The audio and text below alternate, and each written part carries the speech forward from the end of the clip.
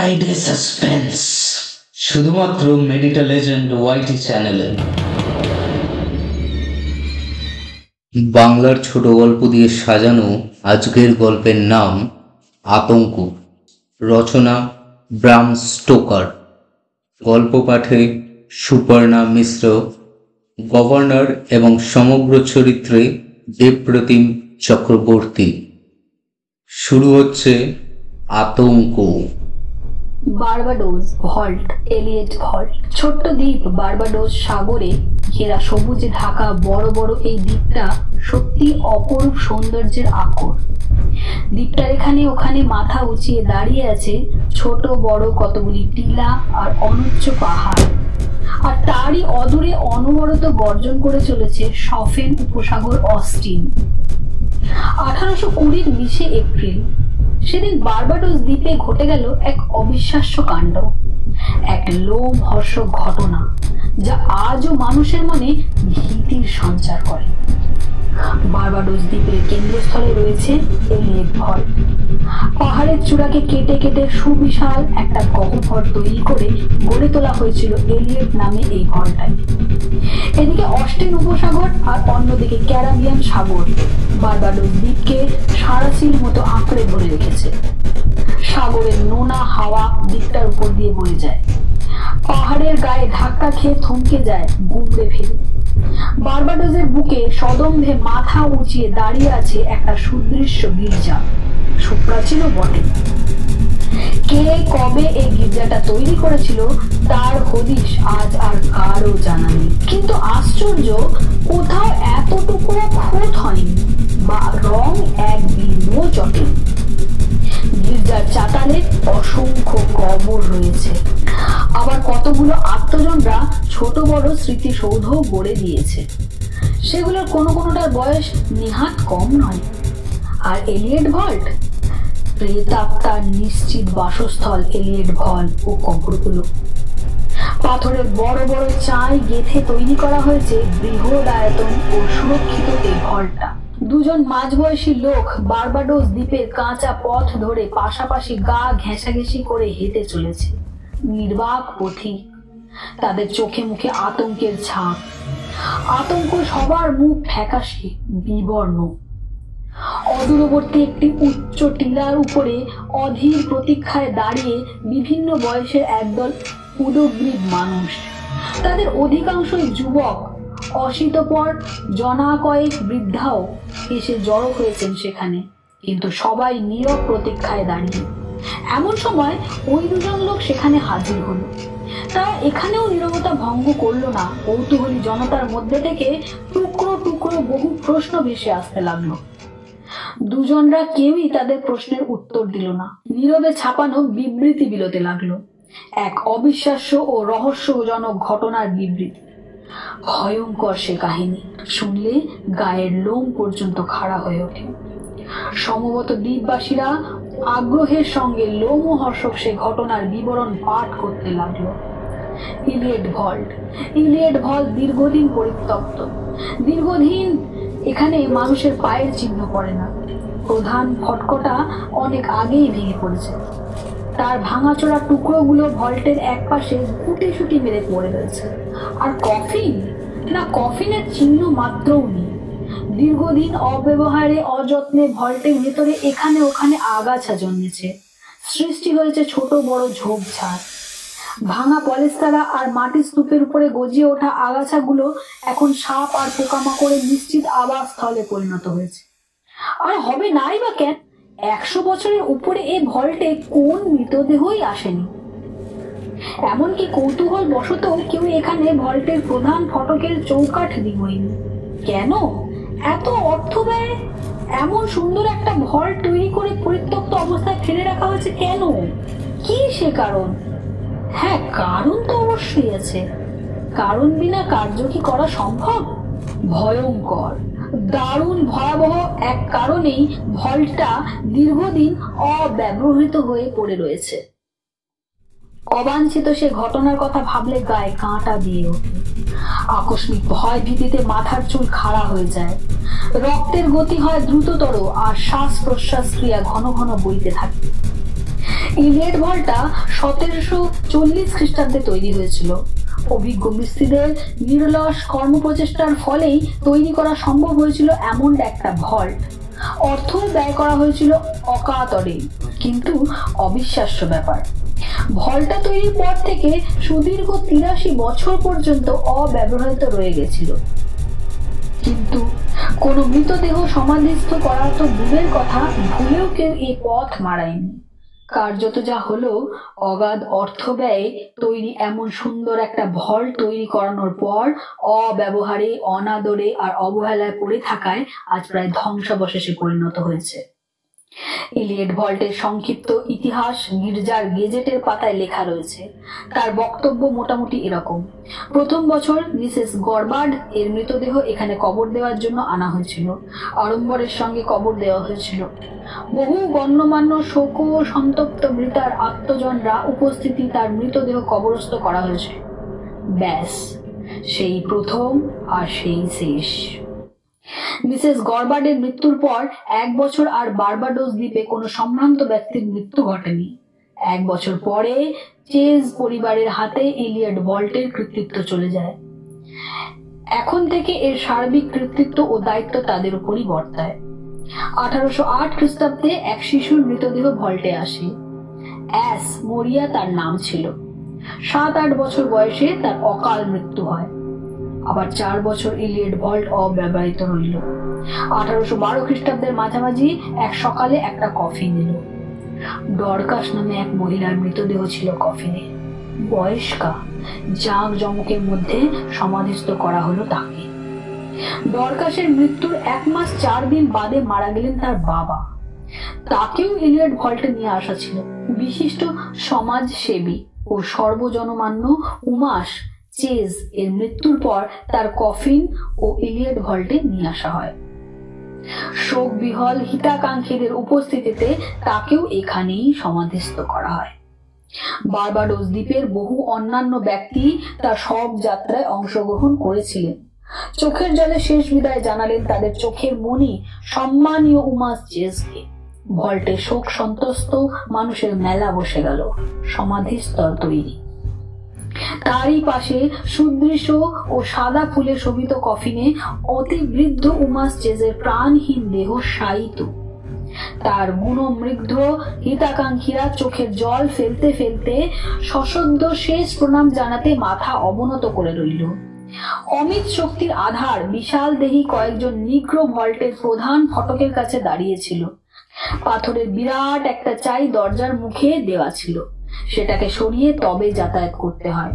নিগ্রো কয়েকজন পাথরের চাইটার গায়ে কাঁধ ঠেকিয়ে সজোরে ধাক্কা মেরে মেরে সেটাকে সরানোর জন্য অক্লান্ত পরিশ্রম করে চলেছে। পাথরের চাইটা সামান্য সরাতে না সরাতেই ঘটে গেল অকল্পনীয় ঘটনা। আকস্মাৎ কোত্থেকে কি ঘটে গেল বোঝা গেল না।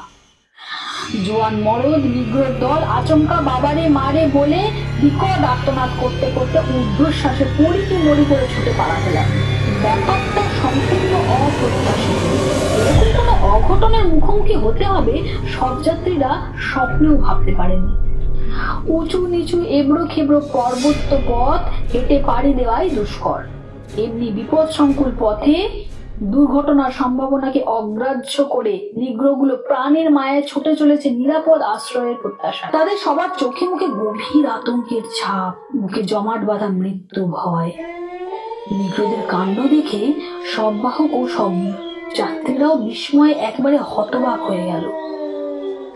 গভীর উদ্বেগ, উৎকণ্ঠার ছাপ এঁকে এঁকে অন্যের মুখ চাবাচাবি করতে লাগলো। ঘটনাটা বাস্তবিকই তাদের কাছে একেবারেই অপ্রত্যাশিত, জ্ঞান বুদ্ধির বাইরে। এমন একটা অবিশ্বাস্য কাণ্ড ঘটে যেতে দেখে সবার মনেই কৌতূহলের সঞ্চার ঘটল। ভীত সন্ত্রস্ত মনে গুটি গুটি ভল্টের মুখের দিকে এগিয়ে গেল সব যাত্রীদের কয়েকজন। কয়েকটি সিঁড়ি পেরিয়েই হাজির হলো ভল্টের মুখে। ব্যাস, আর এগোতে সাহস হলো না। সেখানে দাঁড়িয়ে ভেতরে উঁকি দিল তারা। তারপর ওরে বাপ বলে আচমকা সোজা দাঁড়িয়ে পড়ল। কাঁপা কাঁপা গলায় বলে উঠল, কি বিভৎস নাটকীয় ব্যাপার রে বাবা! এই যে রীতিমতো মারাত্মক কাণ্ড ঘটে চলেছে। অপ্রত্যাশিত দৃশ্যটা প্রত্যক্ষ করা মাত্র আতঙ্কে তাদের গায়ে কাঁটা দিয়ে উঠতে লাগলো। চোখ ডেবা ডেবা হয়ে গেল, গলা শুকিয়ে একেবারে কাঠ। কৌতূহল চরিতার্থ করতে গিয়ে সব যাত্রীরা এমন কি দেখলো ভল্টের ভেতর যাতে সবাই আতঙ্কে মূর্ছা যাওয়ার জোগাড় হলো। ভল্টের ভেতরটা একেবারে লন্ডভন্ড হয়ে গেছে। মনে হলো একটু আগেই এখানে ধুমধুমার কাণ্ড হয়ে গেছে। সচক্ষে প্রত্যক্ষ না করলে ভাষায় বোঝার সাধ্য কার? ভল্টের উত্তর পূর্ব কোণে শিশু অ্যাসোমেরিয়ার কফিনটা দেওয়ালে হেলান দিয়ে দাঁড়িয়ে। মাথা নিচু করা অবিশ্ব ব্যাপারটাই বটে। জ্বলন্ত আক্রোশবশত কে যেন কফিনটাকে ছুঁড়ে ফেলে দিয়েছে। বার কয়েক চক্কর খেলে দেওয়ালে কাত হয়ে গিয়ে আছাড় খেয়ে পড়েছে। ছোট কফিনটা পাশের বিশ্রী ভঙ্গিমায় আর একটা বড় কফিন পড়ে আছে। ডরকাম এর কফিন এটা, কি রকম পরিণতি! আর গারভার্ড এর কফিনটা, সেটা যথাস্থানই আছে। এটাকে নিয়ে আর লোফালোফি খেলার ইচ্ছা হয়নি যেন। এটা অক্ষত ও স্বাভাবিক অবস্থাতেই পড়ে রয়েছে ভল্টের এক পাশে। এর উপর কারোরই আক্রোশ নেই যেন। শিশু অ্যাসোফোরিয়া আর ডরকাসের আত্মীয় হিতাকাঙ্ক্ষীরা অনেকেই সম্মানীয় উমাস চেজের শবযাত্রায় রয়েছে। তারা তো ব্যাপার দেখে রেগে একেবারেই কাঁয়। আর এমনটা হওয়াই তো স্বাভাবিক। কফিনের এমন চরম পরিণতি চোখের সামনে দেখলে আত্মজনরা তো মর্মাহত হবেই। তারা নিজেদের মধ্যে আলাপ আলোচনা করে সিদ্ধান্তে এলো, কবর চোরদের কালো হাতের দৌলতেই কফিনগুলোর এমন চরম পরিণতি ঘটেছে। কোনো সুস্থ স্বাভাবিক লোক সাধ করে ভল্টে ঢুকে অকারণে এরকম চুলকালাম কাণ্ড ঘটাতে আসবে না অবশ্যই। আর তারা নিগ্র কবর চোর ছাড়া আর কেউই নয়। গায়ে ওষুধের বল না থাকলে প্রধান ফটকের পাথরটাকে এক চুলো সরাতে পারা সাধ্যাতীত ব্যাপার। কিন্তু এমন জঘন্যতম নাটকীয় কাজের পিছনে কারণ কি থাকতে পারে? কই, অন্য কোনো মূল্যবান দ্রব্য সামগ্রী তো চুরি করা যায়নি। তবে কিসের লোভে এই কাজ করতে উৎসাহিত হলো? এমন কি মহৎ উদ্দেশ্য সিদ্ধ হয়েছে পিশাচগুলোর? দীর্ঘ সময় ধরে চলল সব যাত্রীদের উত্তেজনাপূর্ণ কোলাহল। কবরস্থল রীতিমতো ফেটে পড়ার উপক্রম হলো। এক সময় উত্তেজনা প্রশমিত হয়ে পরিস্থিতি স্বাভাবিক হয়ে উঠল। কর্তব্য কর্ম সচেতন হলো। সম্মানীয় উমাস চেজ এর মৃতদেহের সৎকারের কথা মনে পড়ল। বিষণ্ণ মুখে তার মৃতদেহ সমাধিস্থ করা হলো। এলোমেলো হয়ে পড়ে থাকা কফিনগুলোকে ধরাধরি করে আবার গুছিয়ে রেখে দিল। চারিদিকে চোখ বুলিয়ে দেখে নিল সবই ঠিকঠাক আছে। ভল্ট ছেড়ে বেরোবার সময় বিশাল আয়তন পাথরটাকে ঠেলে ধাক্কায় দরজা কাছে নিয়ে এলো। তারপর সেটাকে কোনো রকমে দরজায় দাঁড় করিয়ে দিল। ভল্টের যাতায়াতের পথ বন্ধ। ব্যাস, এবার নিশ্চিন্ত। কবর চোর এলেও সহজে কিছু করতে পারবে না। অন্তত 2-4 জনের কর্ম নয় যে বিশাল আয়তন পাথরটাকে সরিয়ে ভল্টের মধ্যে ঢুকে অসৎ প্রবৃত্তি চরিতার্থ করতে পারবে। উমাস চেজ এর শবযাত্রীরা ইলিয়ট ভল্টের মুখে বিশাল আয়তন পাথরটা চাপা দিয়ে নিশ্চিন্ত মনে বাড়ি ফিরে এলো। তারপর 4 বছর কেটে গেল। ইতিমধ্যে ভল্টের খোঁজ কেউ নিল না। আসলে কারো শবদেহের সৎকার করতে যাওয়ার দরকারও তো পড়েনি। 4 বছর পর একটা মৃতদেহ ভল্টে নিয়ে আসা হলো, একটা শিশুর কফিন। হতভাগ্য শিশুটার নাম ছিল স্যামুয়েল অ্যামেস। স্যামুয়েল অ্যামেসের কফিনটা ভল্টের মুখে নামানো হলো। দরজার মুখে বিশাল আয়তন পাথরটা না সরালে ভেতরে ঢোকা সম্ভব নয়। সব যাত্রীদের মধ্যে থেকে 7-8 জন গাট্টা গোট্টা লোক ধীর দর্পে এগিয়ে এলো দরজার বিশাল আয়তন পাথরটাকে সরিয়ে ভেতরে ঢোকার রাস্তা তৈরি করতে। পাথরটাকে সরানোর চেষ্টায় লেগে গেল। এতগুলো লোকের কঠোর পরিশ্রমের মধ্য দিয়ে কাজ হাসিল করা সম্ভব হলো। এবার ভল্টে উকি দিয়েই সব যাত্রীরা ভয়ে একেবারে আড়ষ্ট হয়ে গেল। কি সর্বনেশে কাণ্ড রে বাবা! ভল্টের এই হাল কারা করেছে? এই যে দক্ষ যজ্ঞের পরের অবস্থা, একেবারে লন্ডভন্ড করে দিয়ে গেছে। এর গায়ে এতটুকু আঁচড় পর্যন্ত দেয়নি। বহুদিন আগে তৈরি বলে দু এক জায়গায় রং চটে গেছে সত্য, কিন্তু এছাড়া এতটুকু ক্ষতি কোথাও হয়নি। কিন্তু অন্য কফিনগুলোর অবস্থা খুবই সঙ্গীন, দুমড়ে মুচড়ে একেবারে লন্ড ভন্ড হয়ে গেছে। বারবাডোস দ্বীপে নানা রকম পোকার উপদ্রব, বিশেষ করে উই পোকার রাজত্ব সেখানে, তাই কাঠ পেলেই তারা পরমানন্দে ভোজে মেতে যায়। পোকামাকড়ের হাত থেকে রক্ষা করার জন্য সেখানকার লোকেরা কফিনের কাঠের উপর দস্তার পাত মুড়ে দেয়। এই ব্যবস্থায় খরচ খুব বেশি হয় বটে, কিন্তু কফিনগুলো দীর্ঘস্থায়ী হয়। যাদের একটু সম্মতি আছে তারা এ ধরনের কফিনেই সব বহনের কাজে ব্যবহার করে থাকে।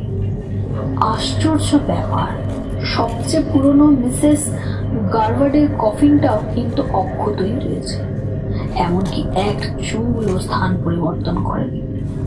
কিন্তু দস্তার পাতে মোড়া নতুন কফিনগুলোর কি দুরবস্থা! কারা যেন একটু আগেই এগুলোকে নিয়ে লোভালোভি খেলে গেছে, একেবারে ছড়িয়ে ছিটিয়ে লন্ড ভন্ড অবস্থা। সব বাহকরা এমন একটা অবিশ্বাস্য কাণ্ড দেখে বিস্ময়ে একেবারে হতবাক হয়ে গেল। সবাই ভয়ে এমনি জড়সড় হয়ে গেল যে কথা বলার সামান্যতম শক্তিও যে হারিয়ে ফেলেছে। সবার চোখে মুখেই আতঙ্কের ছাপ। সবাই এক বাক্যে স্বীকার করলো, এটা প্রেতাত্মাদের কাজ ছাড়া আর কিছুই নয়। প্রেতাত্মাদের অবাধ লীলাভূমি ইলিয়ট ভল্ট। কথাটা মুখে মুখে বারবাডোস দ্বীপের সর্বত্র ছড়িয়ে পড়ল। এবার সত্যি ইলিয়ট ভল্ট জনগণের আতঙ্কের কেন্দ্র হয়ে দাঁড়ালো। গ্রামে গ্রামে পাড়ায় পাড়ায় নানা রকম উত্তেজনাপূর্ণ আলোচনা শুরু হয়ে গেল। আবার কেউ কেউ আমাদের সঙ্গে খাদ মিশিয়ে রং চাপিয়ে ব্যাপারটাকে অধিকতর লোমহর্ষক ও মুখরোচক কাহিনীতে পরিণত করে তুলতে কার্পণ্য করল না। শেষ পর্যন্ত পরিস্থিতি এমন চরম আকার ধারণ করলো যে সরকারের পক্ষে উদাসীন থাকা আর সম্ভব হল না। সরকারি পর্যায়ে তদন্ত করার কথা ভাবার প্রয়োজন দেখা দিল। সাধারণ মানুষের কল্পনা কাহিনীর উপর নির্ভর করে তো আর সরকারি কোনো সিদ্ধান্ত নেওয়া চলে না। বারবাডোস দ্বীপের গভর্নর একেবারেই কুসংস্কার মুক্ত, বিশেষ করে ভূত প্রেতদের অস্তিত্ব বা এরকম কোনো কুসংস্কারকে তিলমাত্র আমল দেন না। তিনি সেনা বিভাগের প্রাক্তন প্রধান, দৃঢ়চেতা ব্যক্তি। জনসাধারণের মধ্যে সঞ্চারিত ভয় ভীতির কারণ এবং তাকে ঘিরে বারবাডোস দ্বীপে তুমুল হৈহট্টগোল শুরু হয়েছে সে ঘটনার বিবরণ শোনার জন্য সমাজের বিশিষ্ট ব্যক্তিদের ডাকলেন। খুঁটিয়ে খুঁটিয়ে জিজ্ঞাসাবাদ করে তাদের মুখ থেকে সব শুনে একটা সিদ্ধান্ত নেবার চেষ্টা করলেন, কিন্তু নির্ঘাত কবর চোরদেরই কাজ। নইলে শখ করে কে কবরখানায় ঢুকে কফিনগুলোকে এমন করে ছড়িয়ে ছিটিয়ে ফেলতে আসবে? আলোচনা ও গবেষণার মাধ্যমে এক সিদ্ধান্তে আসা গেল, কবর চোর তো বটেই, কি কারা নিগ্র শ্রমিকগুলো ইলিয়ট ভল্টের নারী নক্ষত্র জানে? অতএব এই শয়তানগুলোর কাজ ছাড়া আর কারো পক্ষেই এমনটা সম্ভব নয়। অতএব তাদের উপরই সব আক্রোশ দিয়ে পড়ল। সমস্যা নতুন রূপ নিয়ে দেখা দিল। শত পীড়াপিড়িতেও নিগ্র শ্রমিকরা ব্যাপারটাকে কিছুতেই স্বীকার করলো না। তারা সাফাই গাইল, আমরা ধারে কাছে থাকি বটে, কিন্তু কবরে ঢুকে অহেতুক পরিশ্রম করে এরকম অনাসৃষ্টি করব কেন? তবে তোমরা না করে থাকলে বলো, কেই বা কারা করেছে?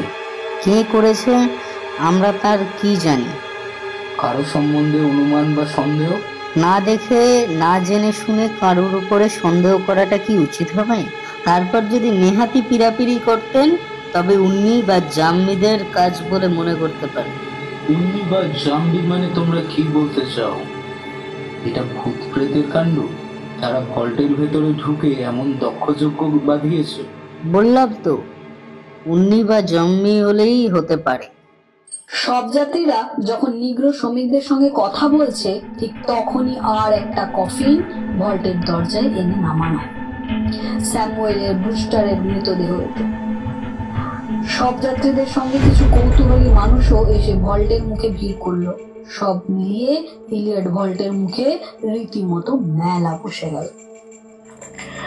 নিগ্র শ্রমিকদের সঙ্গে কয়েকজন সবযাত্রী ভীত সন্ত্রস্ত পায়ে দূরে দূরে বুকে ভল্টের দিকে এগিয়ে গেল। কয়েক পা এগিয়ে যেতে না যেতেই তারা থমকে দাঁড়িয়ে পড়ল। আতঙ্কে জড়সড় হয়ে পড়ল, থরথর করে পা কাঁপতে লাগলো। এমনকি নিগ্রো শ্রমিকদের চোখে মুখেও মুহূর্তে ফ্যাকাশে হয়ে গেল, রক্ত শূন্য, চকের মতো সাদা। কিন্তু তাদের এমন আতঙ্কের কারণ কি? ভল্টের প্রধান ফটক দিয়ে তারা 2-3 পা এগোতেই আচমকা বিকট একটা আওয়াজ তাদের কানে এলো। এমন ভীতিপ্রদ বিরাট আওয়াজ ইতিপূর্বে তারা আর শোনেনি। ভেতরের দিকে চোখ ফেরাতেই অবাঞ্ছিত কি ভয়ঙ্কর দৃশ্যটা আরো স্পষ্ট হয়ে তাদের চোখের সামনে স্পষ্ট হয়ে ফুটে উঠল। এবার কফিনগুলোর অবস্থা আরো সঙ্গীন, যার পর নাই মর্মান্তিক। সাহসে ভর করে নিগ্রোদের সঙ্গে 2-3 জন শবযাত্রী ভল্টের ভেতরের দিকে আরো কয়েক পা এগিয়ে গেল। দেখলো মিসেস গারভার্ডের কফিনটা জায়গা মতোই রয়েছে। এটাই সবচেয়ে পুরনো কফিন। সবাই ব্যাপারটাকে এমনই ভয়ঙ্কর ও কৌতূহলোদ্দীপক করে তুলল যে গভর্নরের পক্ষে কোনো সিদ্ধান্ত পৌঁছানোই সম্ভব হলো না। ভূত প্রেত বা অন্য কোন রকমের কুসংস্কারকেই তিনি মানেন না। তিনি এরকম একটা অবিশ্বাস্য ব্যাপারকে মন থেকে মেনে নিতে উৎসাহ পাবেনই বা কি করে? অতএব সরজমিনে তদন্ত করে নিজের ব্যাপারকে দেখার জন্য তিনি কৌতূহল বোধ করলেন। এক সকালে বারবাডোস দ্বীপে গভর্নর তার অধীনস্থ কয়েকজন দায়িত্বশীল কর্মীকে নিয়ে ইলিয়ট ভল্টে হাজির হলেন। সঙ্গে এ ব্যাপারে পূর্ব অভিজ্ঞতা রয়েছে এমন কয়েকজন প্রত্যক্ষদর্শীকেও সঙ্গে নিতে ভুললেন না। নিগ্রো কর্মীদের দ্বারা গভর্নর ইলিয়ট ভল্টের মুখে বিশাল আয়তন পাথরটাকে সরালেন, ভেতরের দিকে উঁকি দিলেন। সে দৃশ্য প্রত্যক্ষ করলেন, তাতেই তার চিত্ত চমৎকার। বুকের ভিতরে ফুসফুস দুটো যেন আচমকা ডিগবাজি খেয়ে আবার ধীরে ধীরে সোজা হলো। কিন্তু অত্যন্ত সতর্কতার সঙ্গে সঙ্গী সাথীদের কাছে মনের ভাব গোপন করল। কারণ কুসংস্কারহীন ও অকুত ভয় গভর্নরকে তো আর ভয়ে মুছড়ে পড়লে চলবে না। তিনি ভেতরে ভেতরে যতই দুর্বল হয়ে পড়েন না কেন, দৃঢ় মনোভাবের পরিচয় দিতেই হবে। স্থির করলেন আর একটা শব্দেহ ইলিয়ট ভল্টে আসা পর্যন্ত অপেক্ষা করবেন তিনি। তারপর পরিস্থিতি অনুযায়ী যা হোক সিদ্ধান্ত নেবেন। সেটা ছিল 1889 মাঝামাঝি একদিন। জনৈক মহিলার কফিন ইলিয়ট ভল্টে এল। নাম তার উমাসিনা ক্লার্ক। সব যাত্রীদের সঙ্গে স্বয়ং গভর্নরও এসছেন 4টে ঘোড়ায় টানা জুড়ি গাড়ি চেপে। এবার চতুর্থবার। এর আগে 3 বার সব যাত্রীরা ইলিয়ট ভল্টে একই ঘটনার পুনরাবৃত্তি ঘটতে দেখেছে। আবার সেই ভল্টের মুখে বিশাল আয়তন পাথরটাকে সরাবার জন্য দানবিক লড়াই শুরু হলো। 10-12 জন জোয়ান মরদ ঘেমে নিয়ে একাকার হয়ে কাজ হাসিল করতে পারলো শেষ পর্যন্ত। কয়েকজন গাট্টা গোট্টা সব যাত্রীকে সঙ্গে করে স্বয়ং গভর্নর সিঁড়ি বেয়ে ভল্টের দিকে এগিয়ে যেতে লাগলো। তার চোখে মুখে অবিশ্বাস্য আর মনোবল অটুট। 4-5টা ধাপ নেমেই আচমকা দাঁড়িয়ে পড়লেন তিনি। মুখ থেকে অবিশ্বাসের ছাপটুকু কোনো অদৃশ্য শক্তি যেন মুহূর্তে মুছে ফেলে দিয়ে অস্বাভাবিক ফ্যাকাশে করে দিয়েছে। তার সঙ্গী সাথীরা ভীত সন্ত্রস্ত পায়ে গুটি গুটি পিছু হাঁটতে শুরু করলো। গভর্নরের প্রতি আনুগত্য ও সহানুভূতি দেখাতে গিয়ে তো আর পিতৃদত্ত জীবনটাকে বেঘরে দেওয়া যায় না। ভয়ে আতঙ্কে তাদের গলা পর্যন্ত শুকিয়ে আসছে। মুখের ভেতর কোনো অদৃশ্য হাত যেন ঘন ঘন হাতুড়ি পিটতে শুরু করল, আর রক্তের গতি মুহূর্তে দ্রুততর হয়ে উঠেছে। কিন্তু গভর্নরকে এত সহজে দমে গেলে চলবে কেন? এ ধরনের ভুতুড়ে কাণ্ডের আজগুবি হাতে আত্মসমর্পণ করলে তো আর তার চলবে না। ব্যাপার লোমহর্ষক অবিশ্বাস্য হোক না কেন, সত্যাসত্য যাচাই করে তবেই পাকা সিদ্ধান্ত নিতে হবে। তার উপর তিনি এমনিতে দৃঢ় চেতা, ভাঙবেন তো মচকাবেন না। দীর্ঘদিন সেনাবাহিনীর কাজ করে হাত পাকিয়েছেন, মনকে নির্মম, কঠিন ও আকুত ভয় করে তুলেছেন। সঙ্গী সাথীরা ভয়ে চম্পট দিয়েছে দেখে তিনি মুখে বিদ্রুপের হাসি ফুটিয়ে তুললেন। তার কাণ্ড দেখে তো সবাই বিস্ময় অভিভূত। আরো 2 ধাপ নেমে গভর্নর দেখলেন ভল্টের ভেতরে আলো আধারি। পিছন ফিরে দাঁড়ালেন, চাপরাশিকে আদেশ করলেন লণ্ঠনটা নিয়ে যাওয়ার জন্য। বৃদ্ধ চাপরাশি ভৃত্য সন্ত্রস্ত পায়ে দুরু দুরু বুকে কোন রকমে এগিয়ে গিয়ে লণ্ঠনটা প্রভুর দিকে বাড়িয়ে দিল। গভর্নরের সাহসে উপস্থিত সববাহক কয়েকজন যুবক সাহসী হল। তারা কাঁপা কাঁপা পায়ে এগিয়ে এলো একের পর এক সিঁড়ি ভেঙে। যুবকদের নিয়ে গভর্নর শেষ ধাপটা অতিক্রম করে ভল্টে পা দিলেন। দেখলেন কে বা কারা যেন একটু আগেই ভল্টটাকে একেবারে লন্ডভন্ড করে দিয়ে গেছে, যাকে বলে একেবারে বিদিগিচ্ছিরি ব্যাপার। তিনি সাহসে ভর করে ঘুরে ঘুরে দেখলেন সম্পূর্ণ ভল্টটা। ভল্টের মেঝে, ছাদ ও দেওয়ালগুলিকে পরীক্ষা করার জন্য হাতের ছড়িটাকে বারবার ঠুকলেন।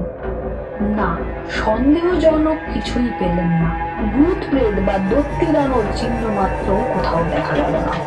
হতাশ হয়ে গভর্নর ভল্ট ছেড়ে বেরিয়ে আসার সিদ্ধান্ত নিল।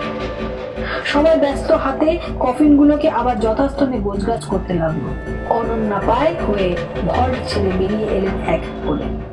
গভর্নর বেরিয়ে এলেন সবার শেষে। তার চোখের তারায় হতাশার ছাপ, আর কপালের চামড়ায় পরপর 2-3টে দুশ্চিন্তার ভাঁজ পেলে দ্রুত পায়ে ভল্টের প্রধান ফাটকের সামনে পায়চারি করতে লাগলেন। এমন গাঁজাখুরি ব্যাপারকে তো আর গভর্নরের পক্ষে মেনে নেওয়া সম্ভব নয়। এসবে তার বিশ্বাসও নেই এতটুকু। সৈনিক মন তার, দীর্ঘদিন সেনাবাহিনীর প্রধানের পদে নিযুক্ত ছিলেন। তিনি মনস্থির করে ফেললেন এলিয়ট ভল্টটাকে অধিকতর সুরক্ষিত করে তুলতে হবে। ফাঁক ফোকর আর দরজার উপরে নিচে যেটুকু ফাঁকা জায়গা রয়েছে সবই বন্ধ করে দেওয়ার সিদ্ধান্ত নিল। বাতাস পর্যন্ত যাতে ভল্টে ঢুকতে না পারে তার ব্যবস্থা করতে হবে। গভর্নর ভল্ট ছেড়ে ফিরে গেলেন। কয়েকজন বিশ্বস্ত ব্যক্তির সঙ্গে দীর্ঘ সময় সলা পরামর্শ করলেন। ভল্টের ফাঁক ফোকর বন্ধ করে সেটা সুরক্ষার ব্যবস্থা গ্রহণ করার চূড়ান্ত সিদ্ধান্ত নেওয়া হল। ডাকা হলো অভিজ্ঞ মিস্ত্রিদের, আনা হলো অত্যাবশ্যকীয় দ্রব্য সামগ্রী। সবচেয়ে পুরনো শ্রীমতী গারওয়ার্ড এর কফিনটা বয়সের ভার সহ্য করে করে সেটা আর নিজের অস্তিত্ব অখণ্ড রাখতে অক্ষম। সেটাকে দড়ি দড়া দিয়ে বেঁধে একপাশে রেখে দেওয়া হলো। এবার টানাটানি করে নিয়ে যাওয়া হলো পিছন দিককার দেওয়ালের কাছে। অতি সন্তর্পণে দেওয়ালে হেলান দিয়ে রেখে দিল। ব্যাস, এটার ব্যাপারে অন্তত নিশ্চিন্ত হওয়া গেল। এবার ভল্টের মেঝে সর্বত্র ধুলোর মতো মিহি বালি ছড়িয়ে দেওয়া হলো বেশ পুরো করে। এর উপর দিয়ে কেউ হাঁটাচলা করলে যাতে পায়ের ছাপ অন্তত পড়ে। এমনকি পোকামাকড় চলাফেরা করলেও তাদের পায়ের ছাপ বালির উপর পড়বেই। এবার প্রধান ফটকের বিশাল আয়তন পাথরের টুকরোটাকে যথাস্থানে বসিয়ে দেওয়া হলো, আর সিমেন্ট বালি মেখে এমন ভাবে চারিদিকে লাগিয়ে দেওয়া হলো যাতে সূক্ষ্মাতি সূক্ষ্ম একটা ছিদ্রও না থাকে কোথাও। সব দিক থেকে সতর্কতামূলক ব্যবস্থা নিয়ে ভালো করে আবার সবকিছু খুঁটিয়ে খুঁটিয়ে পরীক্ষা নিরীক্ষা করে নিল মিস্ত্রিরা। স্বয়ং গভর্নর ভল্টে হাজির হলেন। মিস্ত্রিদের কাজ নিজে পরীক্ষা করে দেখতেই তার অমূল্য সময় নষ্ট করে এলিয়ট ভল্টে হাজির হয়েছে। সিমেন্ট বালি আস্তরণ শুকিয়ে যাওয়ার পর তার গায়ে বেশ কয়েক জায়গায় নিজের আংটি দিয়ে শিলমোহর এঁকে দিলেন। তার সঙ্গী সাথীরাও নিজেদের পছন্দ মতো আঁচড় কেটে চিহ্ন এঁকে রাখলেন ভল্টের ফাটকের গায়ে। ব্যাস, এবার সত্যিকারের স্বস্তি পাওয়া গেল। নিশ্চিন্ত হলেন সবাই। প্রসন্ন মনে সবাই বাড়ি ফিরে গেলেন। দেখা যাক এবার কে ভল্টে ঢোকে, কেই বা ভল্টের ভেতরে দক্ষযোগ্য কাণ্ড ঘটায় দেখা যাবে। এমন মোক্ষম ব্যবস্থা নেওয়া হয়েছে কারো পক্ষে আর ভল্টের মধ্যে পায়তারা করা সম্ভব হচ্ছে না। গভর্নর তার এক বন্ধুর বাড়ি নির্মাণ রক্ষা করতে যান। সমাসীনা ক্লার্কের সমাধির ঠিক 9 মাস পরের ঘটনা এটা, অর্থাৎ 1820 খ্রিস্টাব্দের 18 এপ্রিলের ঘটনা। গভর্নরের বন্ধুর বাড়িটা গির্জার একেবারে লাগোয়া। গভর্নর গিয়ে দেখেন শহরের বহু সম্ভ্রান্ত ব্যক্তি অনেক আগেই সেখানে উপস্থিত হয়েছেন। কফির কাপ হাতে তাদের সঙ্গে দীর্ঘ আলোচনা হলো।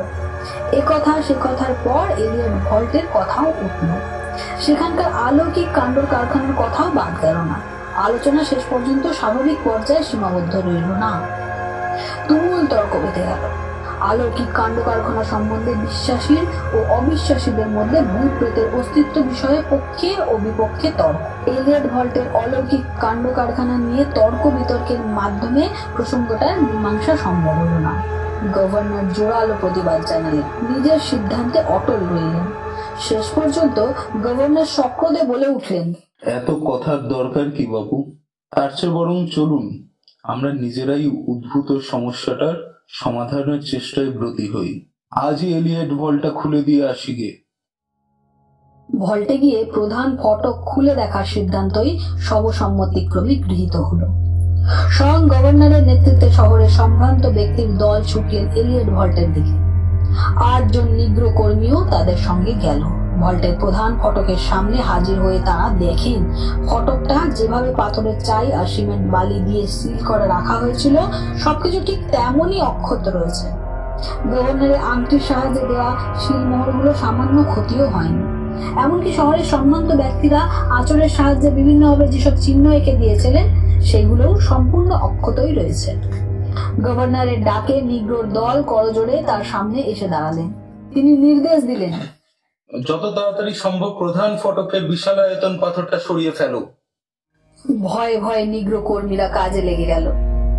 দীর্ঘ সময় পরিশ্রমের পর মাথার ঘাম পায়ে ফেলে শেষ পর্যন্ত তারা যাতায়াতের পথ তৈরি করতে সক্ষম হলো না। ফ্যাকাশে বিবর্ণ মুখে তারা ভল্টের পাথরটার দিকে এক পলক তাকিয়ে পর মুহূর্তে অসহায় দৃষ্টিতে গভর্নরের মুখের দিকে তাকাল। সিমেন্ট গাঁথনি অনেক কষ্টে ভাঙা গেল বটে, কিন্তু দীর্ঘ সময় ধরে নির্লস পরিশ্রম করেও প্রধান ফটকের বিশাল আয়তন পাথরটাকে এক তীর সরানো সম্ভব হলো না। তারা হতাশা জর্জরিত চকের মতো বিবর্ণ মুখে গভর্নরের সামনে এসে দাঁড়ালেন। সবিনয় নিবেদন করলেন, রাখাল কর্তা, আমাদের অপরাধ নেবেন না। আমাদের দ্বারা এই কাজ হওয়ার নয়। দয়া করে আমাদের রেহাই দিন। নিগ্রো কর্মীদের কথায় গভর্নর একেবারে রেগে অগ্নিশর্মা হয়ে গেলেন। তোমাদের কোনো কথা শুনতে চাই না। আমার আদেশ পালন না করলে কঠোর শাস্তি পেতে হবে। খেয়াল থাকে যেন। যাও, ফটকের পাথরটা সরিয়ে রাস্তা করে দাও, নইলে। গভর্নরের কথা শেষ হবার আগেই হতভাগ্য নিগ্রোগুলো গোমরা মুখে নিতান্ত অনিচ্ছায় আবার ফটকের দিকে এগিয়ে গেল। আবার শুরু হলো অমানসিক পরিশ্রম। পাথরটার সঙ্গে দীর্ঘ লড়াইয়ের পর সেটাকে সরানো সম্ভব হলো। আশ্চর্য ব্যাপার, পাথরটা যেন মাটি কামড়ে পড়ে গিয়েছে। কিন্তু কেন এমনটা হচ্ছে? ব্যাপারটা নিয়ে সবাই ভাবনায় পড়ে গেল। পাথরটা বৃহদায়তন সত্য, কিন্তু অতীতে তো এত কষ্ট হয়নি এটাকে সরাতে। নতুনতর এমন কি রহস্য এর পেছনে রয়েছে? কৌতূহলবশত নিগ্রোদের মধ্যে একজন লণ্ঠনের আলোয় দেখতে পেল বিশাল আয়তন ও খুবই ভারী দস্তার পাতে মোড়া একটা কফিন পাথরটার গায়ে হেলান দেওয়া আছে, আর তার একটা প্রান্ত এমন ভাবে পাথরটাকে নিচে ঢুকে গেছে যে সেটার গতির একেবারে রোধ করে দিয়েছে। নিগ্রো কর্মীরা আবার নতুন উদ্যমে পাথরটাকে সরানোর চেষ্টায় যেতে উঠল। আর কিছুটা সরিয়ে মোটামুটি একজনের চলার পথ সৃষ্টি হলো। ব্যাস, আর দেরি নয়। গভর্নর লণ্ঠন হাতে ভল্টের ভিতরে ঢুকে গেলেন। কর্তব্যের তাগিদে জনাপাচেক সম্ভ্রান্ত ব্যক্তিও তার পিছু নিলেন। ভেতরে ঢুকে লণ্ঠনটা উঁচিয়ে ধরেই সবাই বিস্ময় বিমূঢ় হয়ে পড়লেন। আত্মারাম খাঁচা ছাড়া হওয়ার জোগাড়।